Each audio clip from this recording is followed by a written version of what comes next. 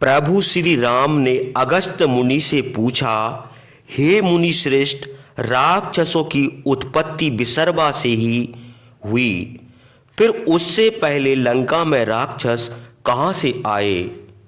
क्या वे राक्षस रावण, कुंभकर्ण, प्रस्थ, विकट और रावण के पुत्रों से भी ज्यादा बलवान थे? और उनका पूर्वज कौन था? और उन राक्षसों का बल पौरुष कैसा था?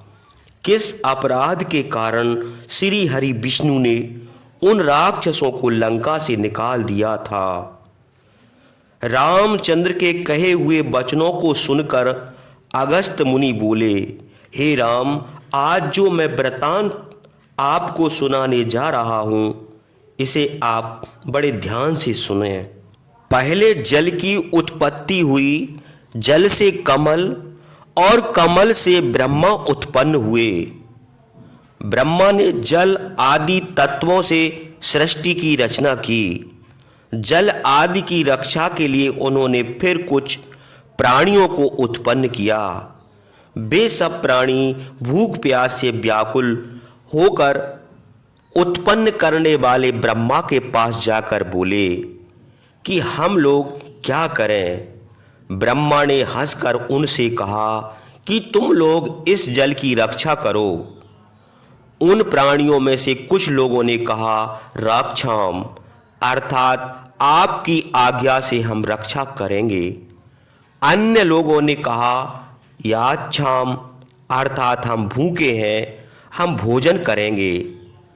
तब ब्रह्मा ने कहा, तुम लोगों में से जिन्हें राक्षाम कहा वे राक्षस होंगे, और जिन्होंने याच्छाम कहा वे यक्ष होंगे। ब्रह्मा के यह कहते ही हेति और प्रेहति नाम के दो भाई मधुकेटभ के समान बलवान राक्षस उत्पन्न हुए। प्रेहति धार्मिक था, इसलिए वह तप करने के लिए तपोवन को चला गया। हेति अपना विवाह करने का उद्योग करने लगा। काल की बहन जिसका नाम भया था और जो सबको भय देती थी, हेति ने उसके साथ विवाह किया।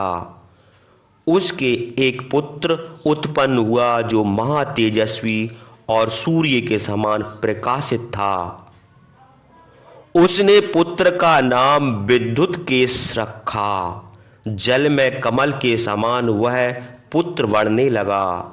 जब उसकी युवा अवस्था हुई तब हेति ने उसका विवाह करने का प्रयत्न किया। वह संध्या के पास गया और उसकी कन्या जो उसी के समान थी उसने अपने पुत्र के लिए मांगी। संध्या ने सोचा कि इसका विवाह किसी के साथ तो करना ही है, इसी के साथ क्यों ना कर दें। यह सोचकर उसने विद्युत केश को अपनी कन्या दे दी। वह राक्षस बड़ा प्रसन्न हुआ, जैसे सची के साथ इंद्र विहार करते हैं वैसे ही वह अपनी स्त्री के साथ क्रीड़ा करने लगा। उस स्त्री का नाम सालकंठकटा था। बहुत दिनों तक विहार करने के बाद उसने गर्भ धारण किया। प्रसव का समय आने पर मंद्रा पर्वत पर जाकर उसने पुत्र उत्पन्न किया, और जैसे अग्नि के तेज से उत्पन्न गर्भ को त्याग कर गंगा जी चली गई थी, वैसे ही वह राक्षसी रति करने की इच्छा से पुत्र को वहीं छोड़कर पति के पास चली गई। उसने पुत्र का कुछ भी प्यार ना किया और पति के साथ क्रीड़ा करने लगी। उसका त्यागा हुआ पुत्र वहीं मेघ के समान शब्द करने लगा। वह शिशु शरद ऋतु के सूर्य के समान तेजस्वी था। वह मुंह में मुट्ठी डालकर धीरे धीरे रोने लगा। उसी समय पार्वती के साथ बैल पर सवार महादेव आकाश मार्ग से जा रहे थे। उन्होंने उसका रोदन सुना। उसे देखकर महादेव और पार्वती को दया आई। उन्होंने उसकी माता के समान उसे भी दीर्घ आयु कर दिया और पार्वती के कहने से आकाश में विचरने के लिए एक विमान भी उसे दिया। हे राजकुमार, पार्वती ने राक्षसियों को वरदान दिया कि राक्षसियां पति का सहयोग होते ही गर्भ धारण करें और शीघ्र ही प्रसव भी करें। उनकी संतान शीघ्र ही अपनी माता की आयु के समान हो जाए। उस राक्षस पुत्र का नाम सुकेश था। वह महादेव के वरदान से गर्वित होकर इंद्र के समान सर्वत्र विचरने लगा।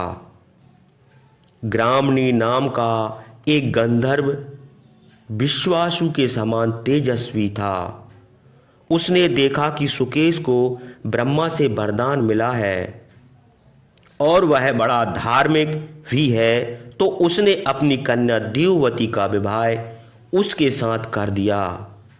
देववती लक्ष्मी के समान सुंदरी और युवती थी। वह अपने सौंदर्य के कारण तीनों लोकों में विख्यात थी।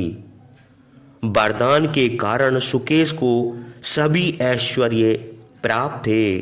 पति रूप उसे पाकर देववती वैसे ही प्रसन्न हुई जैसे निर्धन मनुष्य धन पाकर संतुष्ट होता है। उस राक्षस को भी उसके साथ रहने से बड़ा हर्ष हुआ। वह राक्षस काजल के पर्वत से निकले हुए महागज के समान था। हे रघुनंदन, कुछ दिनों के बाद सुकेश ने उस स्त्री से तीनों अग्नि के समान तेजस्वी 3 पुत्र उत्पन्न किए। उनमें एक का नाम माल्यावान, दूसरे का सुमाली और तीसरे का माली था। ये तीनों बड़े बलवान थे। अपने पुत्रों को रुद्र के समान महातेजस्वी देखकर सुकेश बड़ा प्रसन्न हुआ। वे तीनों लोकों के समान शिखर, तीनों अग्नियों के समान तेजस्वी, तीनों मंत्रों के समान उग्र और तीनों दोषों वात पित्त कफ के समान भयानक थे।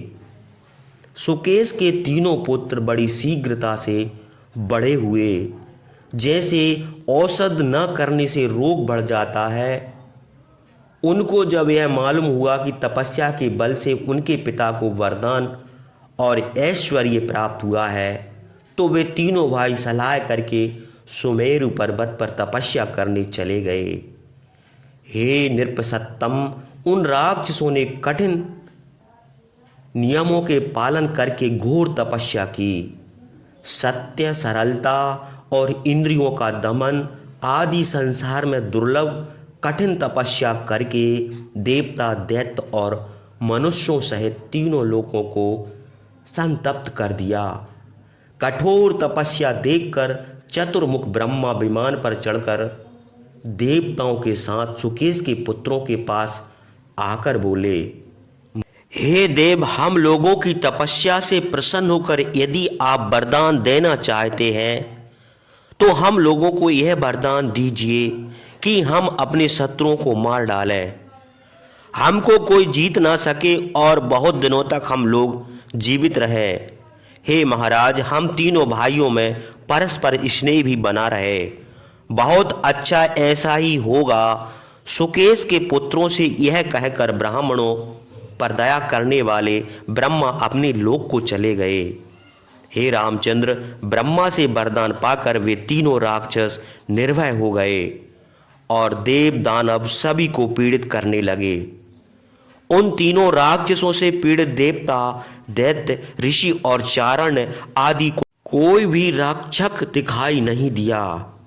जैसे नरक में पड़े हुए मनुष्यों को कोई रक्षक नहीं दिखाई देता, हे रघुसत्तम, उन तीनों राक्षसों ने शिल्प विद्या जानने वालों में श्रेष्ठ विश्वकर्मा से कहा, हे महापराक्रमी तेजस्वी महात्मा, देवताओं की इच्छा अनुसार घर आप ही बनाते हैं, इसलिए हे महामते, हम लोगों के लिए आप भी घर बना दें। चाहे हिमवान पर्वत पर बनाइए और चाहे मदरा चल के ऊपर, किंतु हम लोगों को घर महादेव के घर के समान हो। राक्षसों के यह वचन सुनकर महाबाहु विश्वकर्मा ने उन राक्षसों के रहने के लिए अमरावती के समान उत्तम स्थान बनाया।